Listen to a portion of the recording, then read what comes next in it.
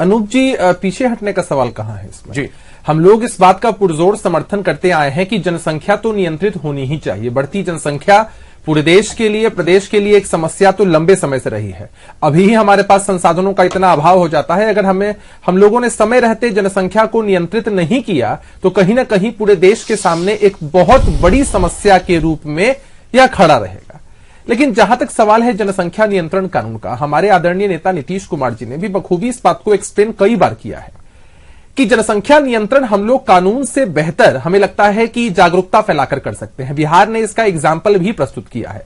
बीते वर्षों में जब से बिहार की बेटियों को शिक्षित किया गया है, साक्षरता दर बिहार में पुरुषों का हो या महिलाओं का हो बढ़ा है, तब से कहीं ना कहीं नियंत्रण दिख रहा है। हम सब जानते हैं कि अगर पति और पत्नी में पत्नी मैट्रिक पास रहती है तो देश का औसत 2 है, बिहार का भी औसत 2 है। पति पत्नी में यदि पत्नी इंटर पास रहती है तो देश का औसत 1.7 और बिहार का औसत 1.6 है। जनसंख्या के मामले में कहां था बिहार? 4 से ऊपर थी हमारी प्रजनन दर और वह घट के 3 तक आ चुका है। तो कहीं ना कहीं हमें इसके अच्छे परिणाम लंबे समय से दिख रहे हैं। तो हमें ऐसा लगता है कि जागरूकता फैलाने से हम बेहतर तरीके से, शिक्षा का प्रसार करने से हम बेहतर तरीके से इसको कंट्रोल कर सकते हैं। लोग जागरूक होंगे, चीजों को समझेंगे कि हम दो हमारे दो के कॉन्सेप्ट पर देश में कई बार नारा भी दिया गया है। उस तरह से अगर लोग आगे बढ़ेंगे तो कहीं ना कहीं देश को इसका फायदा। अभिषेक जी, सवाल तो यही है कि हम समझाने की कोशिश तो शायद दशकों पहले से करते आ रहे हैं, शायद लोग नहीं समझ पा रहे। ऐसा बहुत सारे लोग हैं, आप एग्जाम्पल भी ले लें, बहुत सारे उदाहरण में मिल जाएंगे आपको। क्या आपने लगता है कि इस पर थोड़ी सख्ती जरूरी हो गई है?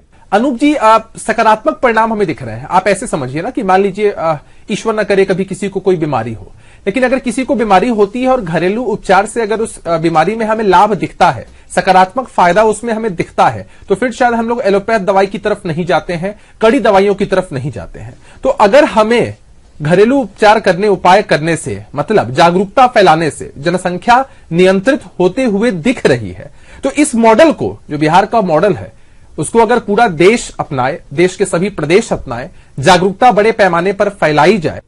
देखिए अनुप जी, तीसरे नंबर की पार्टी पे तो मैं बाद में जवाब दूंगा, लेकिन अभी एक चर्चा करने हम लोग बैठे हैं। बहुत गंभीर मुद्दा है, जनसंख्या नियंत्रण का है।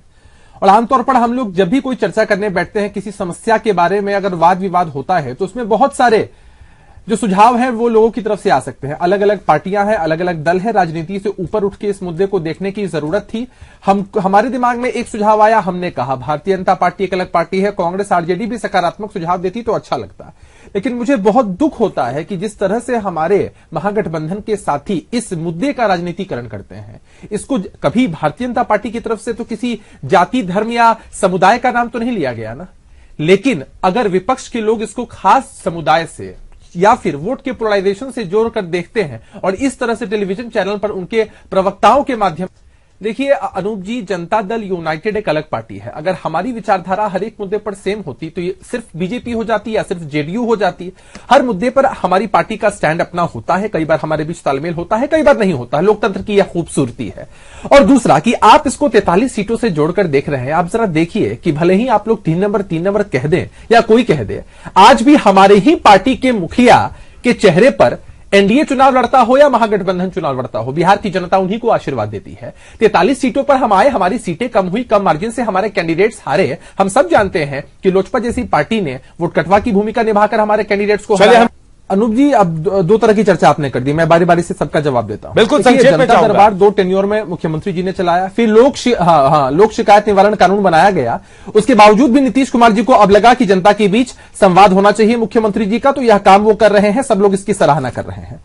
रहा सवाल जमा खान साहब ने क्या कहा, वो तो एक अलग परिप्रेक्ष्य में था। हमारी पार्टी के अंदर कोई अंतर्विरोध किसी भी मामले को लेकर नहीं है। हमारे पार्टी के सर्वमान्य नेता आदरणीय नीतीश कुमार